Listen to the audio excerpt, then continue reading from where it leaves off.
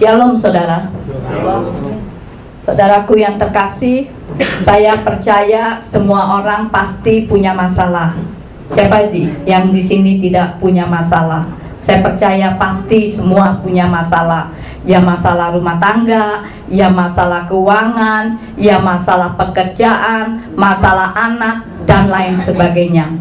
Tapi coba ketika kita tertimpa masalah yang cukup rumit, seperti masalah keuangan, harta kita habis, rumah tangga kita hancur, dan lain sebagainya, kebanyakan orang pasti kecewa.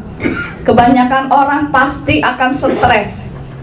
Kadang ada orang yang ketika menerima permasalahan yang cukup rumit, gue mau mati aja deh, gue mau mati aja deh. Pasti begitu. Tuhan mana?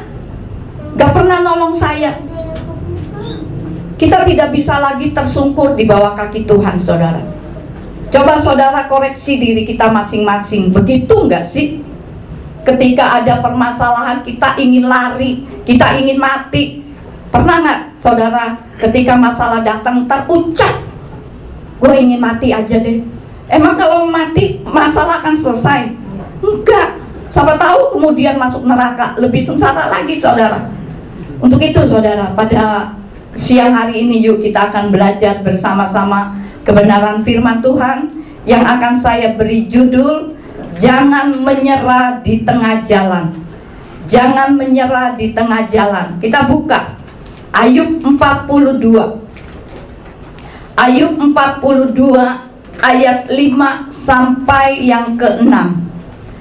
Ayub 42 ayat 5 sampai 6. Saya lebih suka yang versinya LAI. Nanti kita baca versinya LAI dan versinya terbitan ILT. Nah, Ayub 42 ayat 5 versi LAI di situ dikatakan, hanya dari kata orang saja aku mendengar tentang engkau, tetapi sekarang mataku sendiri memandang engkau. Itu versi LAI. Sekarang yang terbitan ILT, di situ dikatakan apa? Terus ayat 6-nya, tak dulu. Ayat 6-nya yang LAI. Oleh sebab itu aku mencabut perkataanku, dan dengan menyesal aku duduk dalam debu dan abu. Tadi kita bicara Pak Yesaya, waduh gue mau cabut lagi nggak nih perkataan aku. Nah ini Pak Yesaya. Kemudian yang terbitan ILT ayat yang kelima, di situ dikatakan apa? Aku telah mendengar engkau hanya dengan telinga saja, tetapi sekarang mataku telah melihat engkau. Oleh karena itu aku memandang hina diriku sendiri, dan aku telah bertobat dalam debu dan abu.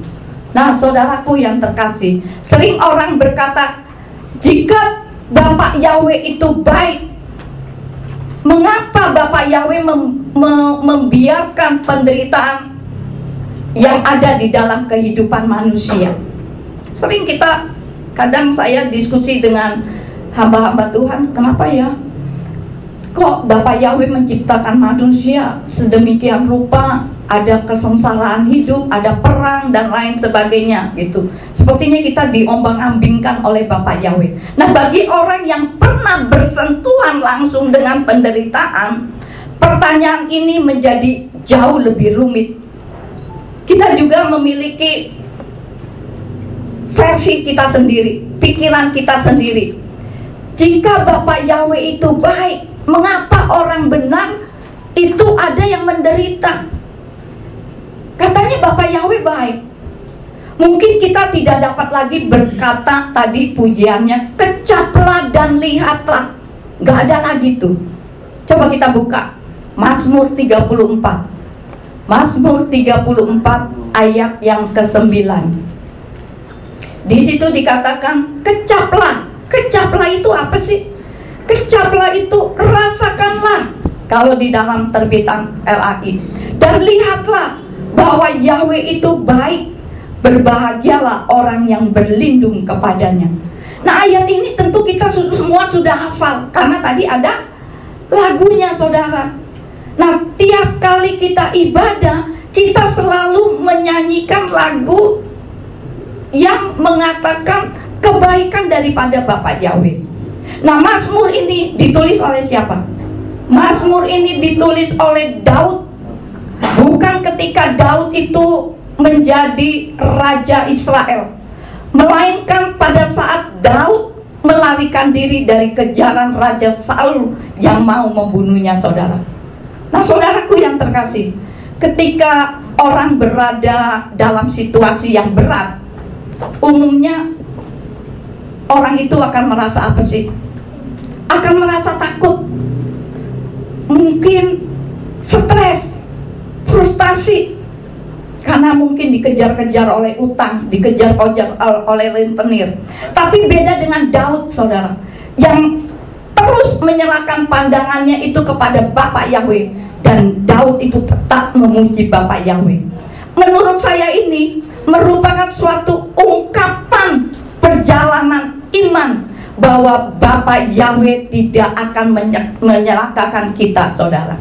Bapak Yahweh selalu menyodorkan segala sesuatu yang baik kepada kehidupan kita. Amin, saudara. Amin. Nah, Daud mengalami kebaikan dan kedahsyatan daripada Bapak Yahweh di dalam kehidupannya, sehingga ia tidak ragu lagi untuk berkata, Bapak Yahweh dahsyat, Bapak Yahweh itu luar biasa. Itu yang Daud lakukan, walaupun dia tertimpa masalah yang demikian rupa, saudara. Nah, bagaimana dengan kita, saudara? Kalau kita percaya kepada Bapak Yahweh, maka kita akan mengecap sesuatu yang luar biasa, dan kita akan berkata, wow, Bapak Yahweh dahsyat di dalam kehidupan kita. Bisa nggak, saudara, begitu? Ketika kita tertimpa masalah, jarang, saudara. Kalau kita tidak nutup mata, kita akan kehilangan kesempatan untuk menikmati sesuatu yang luar biasa daripada Bapak Yahweh, saudara. Kita harus belajar melihat dari sudut pandang Bapak Yahweh, saudara. Daud tidak terintimidasi oleh keadaan yang ada, saudara. Apa yang Daud alami? Kalau secara logikanya tidak memungkinkan dia dapat berkata Bapak Yahweh itu baik. Namun Daud berpegang pada janji Bapak Yahweh. Ia hidup oleh iman, saudara. Nah, kebaikan daripada Bapak Yahweh bukan hanya pada waktu kita diberkati, bukan karena pada waktu Bapak Yahweh itu memberkati keuangan kita, rumah tangga kita, namun juga pada saat kita harus berlinangan air mata, saudara. Kita tetap harus bersyukur kepada Bapak Yahweh. Maka itu, kita sebagai umat Bapak Yahweh, kita hidup oleh iman, saudara. Karena untuk berani menutup mata dan kita berani mengecap apa saja yang disodorkan Bapak Yahweh kepada kita, kita perlu apa, saudara? Kita perlu iman, saudara. Kita perlu iman. Coba 2 Korintus 5. 2 Korintus 5 ayat yang ke-7. Di situ dikatakan apa? 2 Korintus 5 ayat yang ke-7. Sebab kami hidup oleh iman, bukan oleh penglihatan, saudara. Jadi bukan saja pandai berteori, saudara. Kebanyakan orang Kristen itu hanya pandainya berteori, tapi kita bisa mengecap kebaikan Tuhan dalam kehidupan kita. Orang yang pernah mengecap biasanya punya mindset itu yang berbeda, saudara, dengan orang yang sekedar hanya berteori, saudara. Oh, gue mah cinta Tuhan, gue mah hafal ayat, tetapi tindakan kehidupannya itu nol, saudara. Percuma, hanya teori saja, saudara.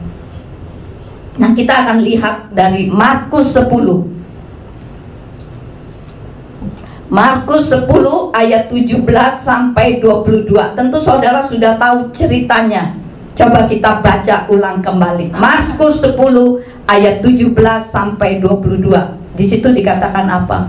Dan ketika dia keluar ke jalan, seseorang dengan berlari berlutut kepadanya menanyai dia, "Guru yang baik, aku harus melakukan apa agar mewarisi hidup yang kekal?" Dan Yesua berkata kepadanya, "Mengapa engkau mengatakan aku baik? Tidak seorang pun yang baik kecuali satu, Elohim. Engkau mengetahui perintah-perintah ini: jangan berzina, jangan membunuh, jangan mencuri, jangan bersaksi dusta, jangan menipu, hormatilah ayah dan ibumu." Dan seraya menanggapi, dia berkata kepadanya, "Guru, aku telah menaati semuanya itu sejak masa mudaku." Dan seraya memandang kepadanya, Yesua mengasihinya dan berkata kepadanya, "Satu hal padamu yang masih kurang. Pergilah, jualah sebanyak apa yang kau miliki dan berikanlah kepada orang-orang miskin, dan kau akan memiliki harta di surga. Dan marilah ikut aku sambil memikul salib." Namun karena sedih atas perkataan itu, pergilah dia dengan murung, sebab ia memiliki banyak harta. Nah, saudaraku yang terkasih, kalau saudara menyimak pembacaan ayat-ayat tadi, betapa cepatnya anak muda ini berubah. Beberapa menit sebelumnya dia berkata apa? Guru yang baik. Tetapi beberapa menit kemudian, memang si anak muda ini tidak berkata guru yang jahat, tetapi dilihat dari responnya, anak muda ini tuh kecewa. Anak muda ini itu sedih. Itu menunjukkan bahwa ternyata Yesua tidak sebaik yang dia pikirkan, saudara. Kita sering demikian, saudara. Jadi orang muda ini hanya sekedar tahu Yesua, tapi tidak mengenal Yesua dengan sungguh-sungguh. Dan ini menggambarkan kebanyakan orang itu seperti itu, seperti saudara dan saya dalam hal melihat Bapak Yahweh. Sebab kita mengukur kebaikan daripada Bapak Yahweh itu dengan standar kita, saudara. Pokoknya kalau Tuhan nggak memberkati, berarti Tuhan itu jahat. Dan kita tidak mengukur kebaikan daripada Bapak Yahweh itu dari standar Bapak Yahweh itu sendiri, saudara. Kebaikan Bapak Yahweh, kita bisa bilang Tuhan baik jika kita terima berkat. Ketika kita terima berkat, nyanyi pun bisa loncat-loncat, bisa jingkrak-jingkrak, saudara. Tidak usah disuruh, udah pasti jingkrak-jingkrak. Saya yakin itu, saudara. Bagaimana jika doa-doa kita tidak dijawab oleh Bapak Yahweh? Bagaimana jika kita yang bekerja itu di PHK dengan tiba-tiba? Bagaimana ketika harta kita itu habis dalam sekejap, saudara? Apa yang kita bayangkan itu tidak menjadi kenyataan, saudara. Bisakah kita bilang Bapak Yahweh itu baik? Saudara bisa jawab dalam hati masing-masing. Bisakah kita berkata Bapak Yahweh tetap baik di dalam kehidupan kita? Coba kita buka Yakobus 5. Yakobus 5 ayat yang ke-11. Yakobus 5 ayat yang ke-11.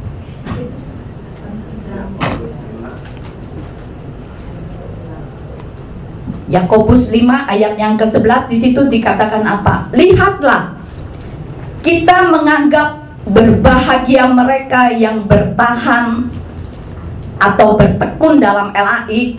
Kamu telah mendengar ketabahan Ayub, bahkan telah melihat saat-saat akhirnya. Kalau di LAI itu pada akhirnya dari Yahweh, karena Yahweh itu penuh belas kasihan dan penuh kemurahan. Saudaraku yang terkasih, yang dikatakan dalam Yakobus 5 ayat yang ke-11 ini tentang kisah daripada Ayub, saudara. Jika saudara memperhatikan kehidupan Ayub, ini sangat luar biasa banget, saudara. Tidak salah apabila kita belajar daripada kehidupan Ayub, saudara. Ayub dikenal sebagai salah satu orang yang paling saleh di dalam kitab suci, saudara. Secara khusus, Ayub adalah tokoh kitab yang sering dihubungkan dengan ketabahan di dalam menghadapi penderitaan, saudara. Coba kita buka aja, kita lihat Ayub 42 ayat 5 sampai 6. Kita buka kembali Ayub 42 ayat 5 sampai yang ke-6. Tadi di situ dikatakan, aku telah mendengar engkau hanya dengan telinga saja, tetapi sekarang mataku telah melihat engkau. Kalau terbitan LAI tadi dikatakan, hanya dari kata orang saja aku mendengar tentang engkau, tetapi sekarang mataku sendiri memandang engkau. Oleh karena itu aku memandang hina diriku sendiri, dan aku telah bertobat dalam debu dan abu. Kalau di dalam kitab LAI tadi disebutkan, aku mencabut perkataanku. Jika saudara memperhatikan perkataan Ayub ini sesuatu pernyataan yang tidak sembarangan dari seorang yang bertahan pada akhirnya, saudara. Tidak sembarangan, saudara, yang tidak menyerah di tengah jalan, meskipun malapetaka yang dia sedang alami, dia berkata sampai pada akhirnya. Apa pendapat Ayub, saudara? Dia bilang apa? Dulu aku cuma mendengar tentang Bapak Yahweh itu dari apa kata orang, hanya diterima begitu saja, tidak digumulkan secara sungguh-sungguh, tanpa dialami, tanpa dimengerti. Ketika misalnya Pak Yesaya menginjili seseorang, itu hanya sepintas, selalu orang itu mendengar tentang Bapak Yahweh. Tetapi sekarang dia bilang apa? Mataku sendiri telah melihat engkau. Artinya apa? Dulu aku ini hanya berteori tentang engkau, Tuhan. Dulu aku cuma tahu tentang Bapak Yahweh itu dari orang. Tetapi sekarang aku kenal engkau Bapak Yahweh dengan sungguh-sungguh. Akibatnya apa? Setelah Ayub itu mengenal Bapak Yahweh dengan sungguh-sungguh, Ayub berkata apa, saudara, akibat? Aku harus mencabut semuanya. Aku harus mencabut perkataanku yang keliru tentang Bapak Yahweh. Luar biasa banget, saudara. Nah, pada saat Ayub cuma mendengar tentang Tuhan, Ayub mungkin saat itu pernah berucap perkataan yang tidak sesuai tentang Tuhan, saudara. Mungkin Ayub pada saat menderita, mungkin Ayub, aduh udah gue mau mati aja deh, gue mau ini aja deh, gue mau lepaskan, mungkin gitu, saudara. Tetapi setelah Ayub mengenal Tuhan secara langsung, maka dia berkata apa? Aku harus mencabut perkataanku yang sia-sia. Jadi mindsetnya setelah kenal Bapak Yahweh itu berubah. Tapi itu terjadi kalau dia bertekun sampai pada akhirnya, saudara. Luar biasa, saudara. Apa yang kemudian terjadi di dalam kehidupan Ayub selanjutnya, saudara? Saudara bisa baca di dalam Ayub 42 ayat 12 sampai 17. Di situ dikatakan Yahweh memberkati Ayub dalam hidupnya lebih dari hidupnya yang terdahulu, saudara. Luar biasa banget, saudara. Artinya berkatnya itu mengejar dia, saudara. Dia dikejar-kejar oleh berkat itu sendiri, saudara, pada akhirnya. Belum sempat dia selesai hitung berkat, misalnya Pak Yesaya hari ini menerima berkat yang berlimpah, belum sempat Pak Yesaya hitung, ada berkat lagi datang, ada berkat lagi datang, gitu loh, saudara. Luar biasa, saudara. Kita baca aja agar saudara mengerti. Ayub 42 ayat 12 sampai 17. Di situ dikatakan apa?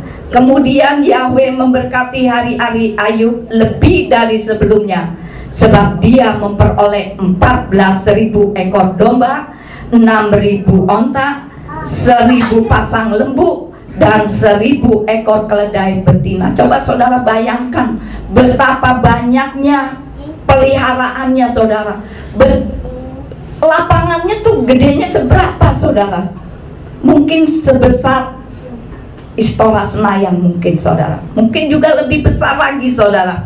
Kemudian ayat 13 dikatakan apa? Dia juga mendapatkan 7 orang anak laki-laki dan 3 anak perempuan. Dan dia memberi nama anak perempuannya yang pertama Yemima, nama yang kedua Kesia, dan nama yang ketiga Keren Hapu. Dan di seluruh negeri tidak ditemukan wanita yang secantik anak-anak perempuan Ayub. Luar biasa, saudara. Dan ayah mereka memberikan tanah pusaka di antara saudara-saudara laki-laki mereka. Setelah itu Ayub hidup 140 tahun, dan dia melihat anak-anaknya dan cucu-cucunya, bahkan sampai pada generasi keempat. Dan Ayub mati pada waktu tua dan lanjut umurnya. Ayub umur panjang dan hidupnya itu penuh.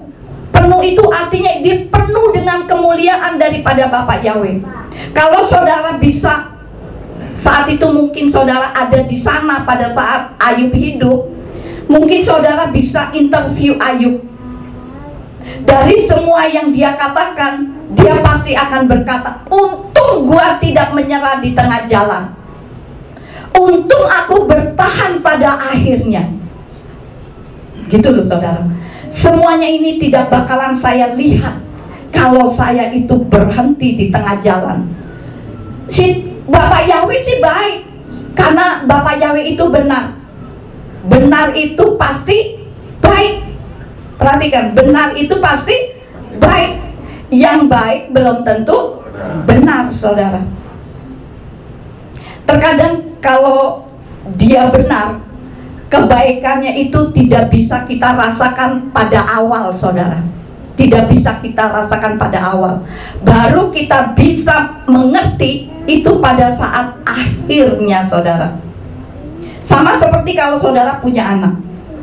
Waktu kecil sering kali terjadi, misalnya anak saya pada saat kecil itu datang kepada saya, "Mami baik deh."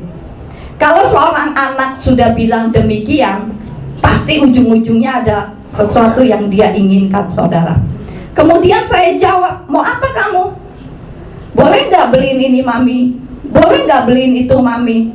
Ketika saya jawab nggak boleh, anak saya itu akan berkata apa? "Mami jahat." Loh, barusan bilang mami baik, sekarang kamu bilang mami jahat. Jahatkah saya? Jahatkah saya? Enggak, saudara. Begitulah kita sama Bapak Yahweh, saudara. Tuhan gak jawab doa kita karena Bapak Yahweh tahu yang terbaik buat kita itu apa, saudara. Dan Bapak Yahweh tidak memberi, bukan berarti Bapak Yahweh itu jahat, saudara. Itu yang harus saudara pahami.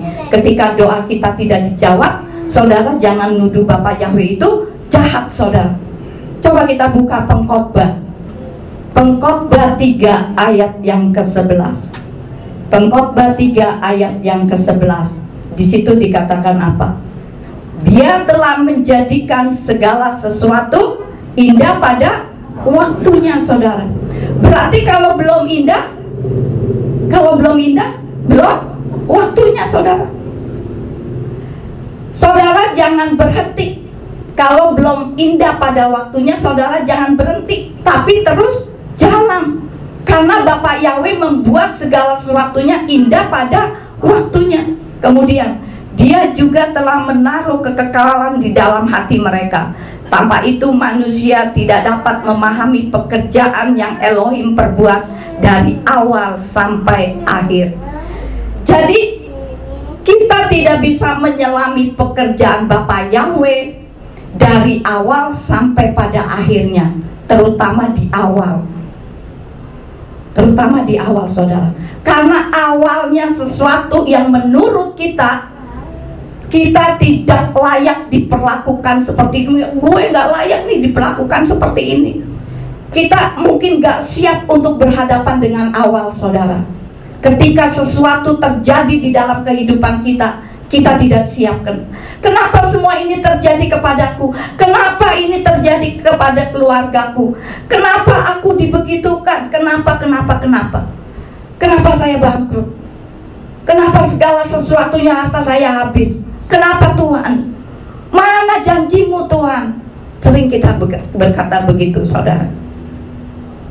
Saya hanya katakan, jangan stop. Jangan stop. Jangan menyerah, saudara. Karena kalau saudara menyerah, saudara tidak tahu akhirnya itu seperti apa, saudara. Kalau kita mau tahu kenapa demikian, tunggu sampai akhirnya, saudara. Kadang orang bilang berapa lama? Nggak tahu. Itu sebabnya saya bilang kita perlu tutup mata. Kita perlu tutup mata, karena perjalanan itu perjalanan apa, saudara? Perjalanan kita di muka bumi ini tuh perjalanan apa, saudara? Perjalanan iman, saudara. Awalnya Ayub tahu Tuhan dari siapa? Dari orang lain. Tetapi dia sekarang mengenal Tuhan secara langsung, saudara. Untuk dapat mengenal Bapa Yahweh, salah satunya adalah melalui masalah, saudara. Ketika kita mendapatkan masalah, kita baru mengenal Bapa Yahweh. Lewat masalah, kita baru tahu siapa Bapa Yahweh itu. Oleh karena itu, Bapa Yahweh mau kita harus masuk di dalam pengenalan akan Bapa Yahweh, saudara. Jika saudara mengenal Bapa Yahweh, berarti apa, saudara? Berarti saudara benar-benar mengerti isi hati daripada Bapa Yahweh. Saudara akan benar-benar mengerti pikiran daripada Bapa Yahweh. Itu yang namanya saudara mengenal Bapa Yahweh, saudara. Sekarang kita melihat perjalanan hidup dari tokoh kitab suci yang lain selain Ayub. Itu siapa? Yusuf, saudara. Yusuf itu dicintai oleh ayahnya Yakub, tetapi dimusuhi oleh saudara-saudaranya, saudara. Suatu hari Yusuf itu bermimpi. Kemudian Yusuf dengan polosnya bercerita kepada saudara-saudaranya. Nanti saudara baca kisah Yusuf ini dari Kejadian 37 sampai seterusnya, saudara. Dari sejak Yusuf mendapatkan mimpi, kalau saudara ambil grafik kehidupan Yusuf, hidup Yusuf itu langsung turun, saudara, langsung drop, saudara. Kenapa, saudara? Karena dia dimasukkan sumur oleh saudara-saudaranya. Kemudian dia mau dibunuh oleh saudara-saudaranya. Kemudian dia dijual kepada orang Median. Kemudian dijual lagi sampai ke Mesir. Kemudian di Mesir dijual lagi, saudara. Saudara coba bisa bayangkan, salah Yusuf itu apa sih? Salah Yusuf itu apa sih? Dia tidak berbuat kesalahan kok. Kalaupun ada kesalahan yang nggak berarti, saudara. Tentu dia bisa marah. Mungkin juga dia saat itu mungkin marah sama Tuhan. Tetapi kitab suci nggak pernah mencatat Yusuf itu marah, saudara. Kenapa aku diperlakukan demikian? Salahku apa sih, Tuhan? Di mana kebaikan Bapa Yahweh? Itu mungkin, saudara. Orang seringkali ingin tahu rencana Tuhan di dalam kehidupan kita. Pengen tahu detailnya Tuhan kepada kehidupan kita itu apa sih? Saudara pernah tanya gak sama Tuhan? Tuhan, rencana Engkau kepada kehidupanku itu apa sih? Saudaraku yang terkasih, jika saudara tahu detailnya Bapa Yahweh dalam kehidupan kita, saya yakin tidak berani untuk masuk di dalam rencana Bapa Yahweh. Karena prosesnya panjang, saudara. Maka yang kita perlu, kita tutup mata, saudara. Kita tutup mata. Biasanya Tuhan tuh enggak kasih detail kepada kita, saudara. Sebab kita perlu iman untuk rencana Bapa Yahweh di dalam kehidupan kita, saudara. Yusuf dijual di Potifar, tapi dia bekerja dengan baik. Urusan istana semua dia kerjakan. Istrinya Potifar mencari gara-gara kepada Yusuf. Karena kitab suci mengatakan apa, saudara? Yusuf sangat elok parasnya dan manis sikapnya, sehingga istri Potifar ini tergoda dengan ketampanan daripada Yusuf. Kemudian mengajak Yusuf untuk tidur bersamanya. Tapi Yusuf menolaknya, saudara. Kemudian karena Yusuf tidak mau, dia difitnah dan dimasukkan penjara. Tentu dia bisa marah dong. Harusnya kan dia bisa marah. Apa salah gue? Mungkin bisa berantem. Sial banget sih nasib gue. Nggak salah dimasukkan sumur, nggak salah dijual, kemudian di penjara dan lain sebagainya. Nah, di penjara pun dia berbuat yang terbaik, manis sikapnya. Kemudian dia dipercaya oleh kepala penjara. untuk mengawasi seluruh yang ada di penjara, saudara. Seorang kepala minuman kemudian mimpi, dan Yusuf itu mengartikan mimpinya. Kemudian Yusuf berpesan kepada juru minuman ini, ketika engkau keluar dari penjara, ingat sama aku ya, ingat aku, gitu loh. Aku nih gak salah apa-apa, tapi di penjara, jadi kalau engkau keluar, ingat aku. Kepala minuman ini keluar dari penjara, ingat Yusuf gak?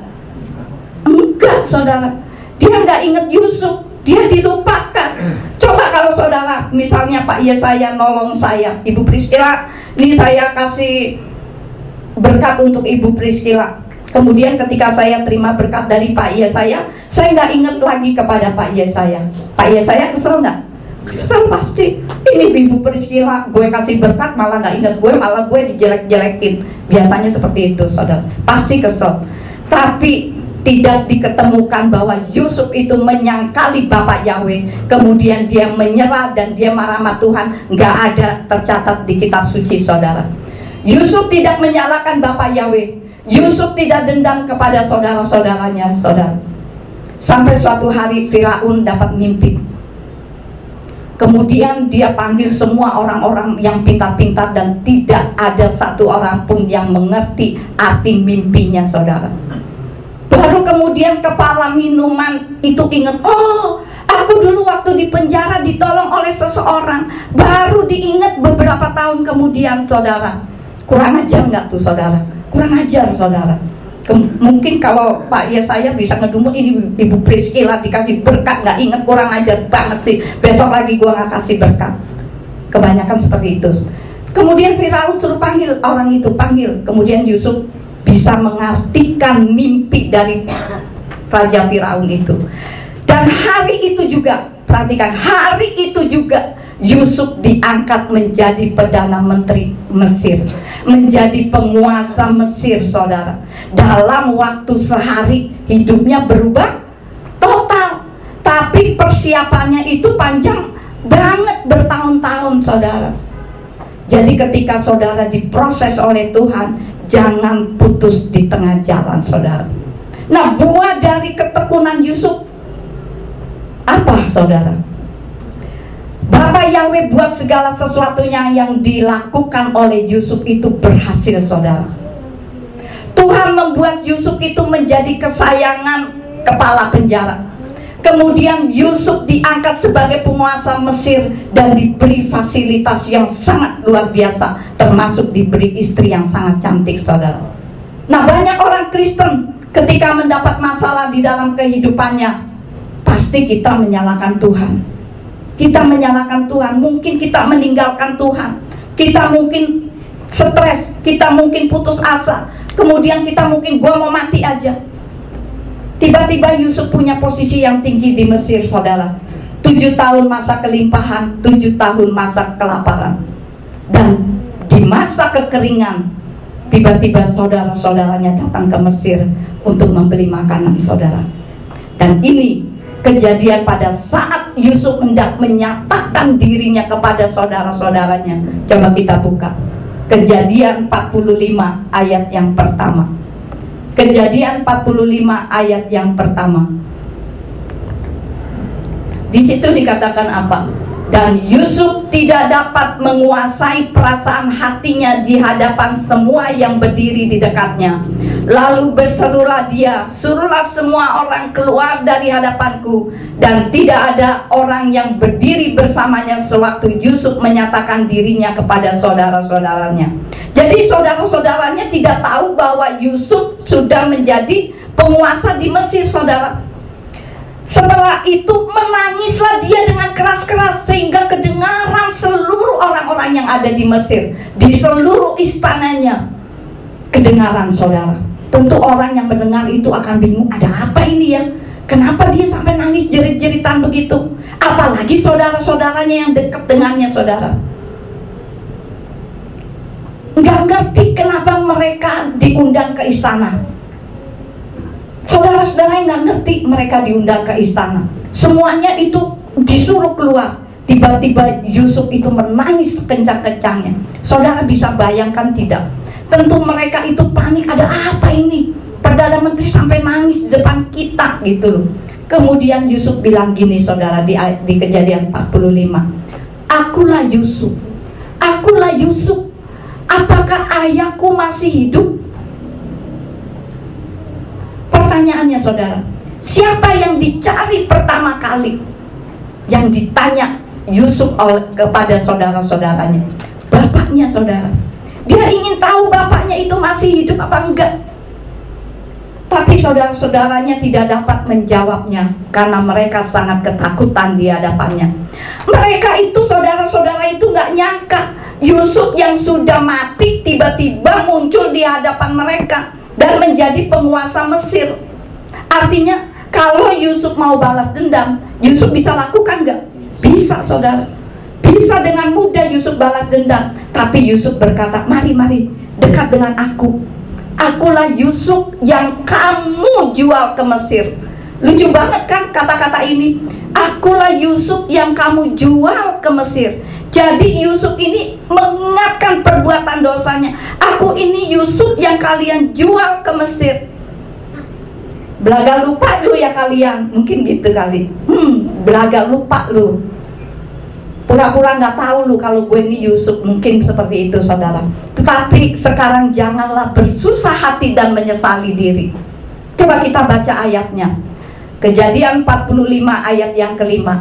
Tetapi sekarang janganlah bersedih hati dan jangan pula menyalahkan diri sendiri bahwa kamu telah menjual aku ke sini, karena untuk menyelamatkan kehidupannya Elohim telah menyuruh aku mendahului kamu. Perhatikan saudara, Elohim telah menyuruh aku mendahului kamu. Saudara, Yusuf itu memandang sesuatu yang sangat berbeda sekali. Dia bilang apa? Dan Elohim menyuruh aku mendahului kamu untuk memelihara keturunan bagimu di negeri ini dan untuk menyediakan penghidupan bagimu melalui penyelamatan besar. Saudara, 2 kali Tuhan ngomong saudara. Elohim menyuruh aku mendahului kamu. 2 kali. Perhatikan lagi, untuk ketiga kalinya Yusuf bilang apa di ayat ke-8? Maka sekarang bukan kamu menyuruh aku ke sini, melainkan siapa saudara? Yahweh, Elohim. Dia telah menempatkan aku sebagai bapa bagi Firaun dan tuan atas seluruh isi rumahnya dan penguasa atas seluruh tanah Mesir. Jadi saudaraku yang terkasih, Yusuf memandang kejadian dalam hidupnya sekarang bukan kalian. Bukan kalian. Pada awalnya dia diapain saudara? Dia dibully, dia mau dibunuh, dia dijual, dia dipenjara. Dan Yusuf tidak mengerti pada awalnya kenapa semua terjadi di dalam kehidupannya. Jika dia tidak bertahan, dia tidak melihat kebaikan daripada Bapak Yahweh saudara.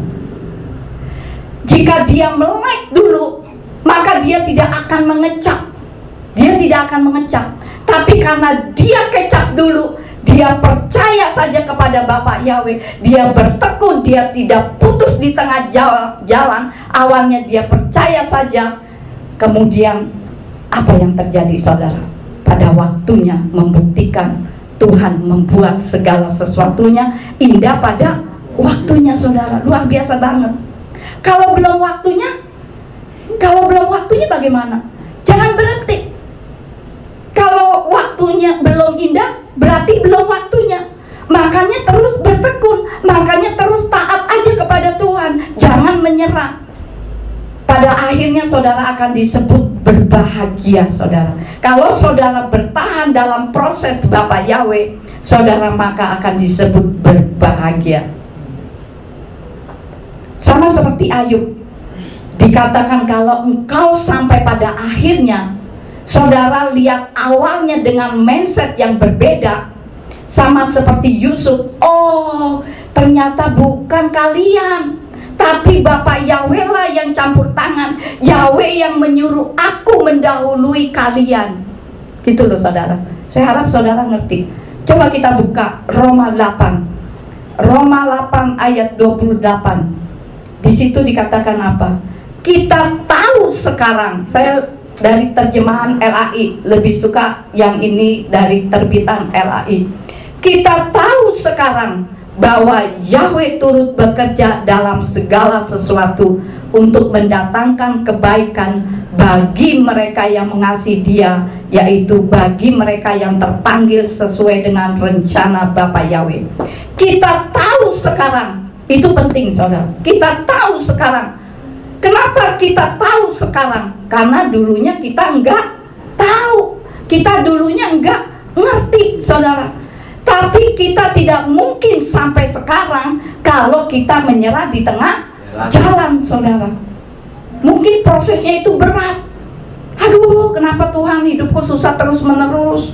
Untuk makan sehari-hari aja susah gitu. Kalau saudara bertahan, saudara akan tahu, oh ternyata seperti ini toh gitu. Itu sebabnya kita butuh iman, tetap percaya bahwa Bapa Yahweh itu baik saudara. Apapun yang terjadi di dalam kehidupan kita, Bapa Yahweh tetap baik saudara. Ada orang bercerita, saya bersyukur karena saya di PHK. Saya bersyukur karena saya ini kehidupan aku susah-susah terus. Meskipun saya nggak salah, saya di PHK. Memang awalnya mungkin ngedumel, gue nggak salah kok di PHK sih. Mungkin sempat marah. Tapi setelah di PHK, gara-gara di PHK, kemudian orang ini mungkin memulai bisnis kecil-kecilan, dan bisnis itu kemudian bisa berkembang baik. Orang ini baru mengerti, kalau saya nggak di PHK dulu, saya mungkin terus bekerja dengan orang. Ceritanya bisa berbeda saudara. Ketika tempat ini, mungkin dia sampai sekarang nggak punya gedung gereja sendiri saudara. Ketika terusir dari tempat ini, dalam waktu 1 tahun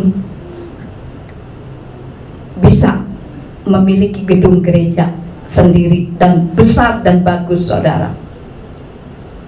Jadi saudaraku yang terkasih, ketika kita diproses oleh Bapa Yahweh, kita jangan sampai berhenti di tengah jalan. Buat Yusuf, waktu yang menyatakan bahwa apa yang dia percayai tidak sia-sia terjadi, bahwa Tuhan itu baik, Tuhan itu ya dan amin saudara.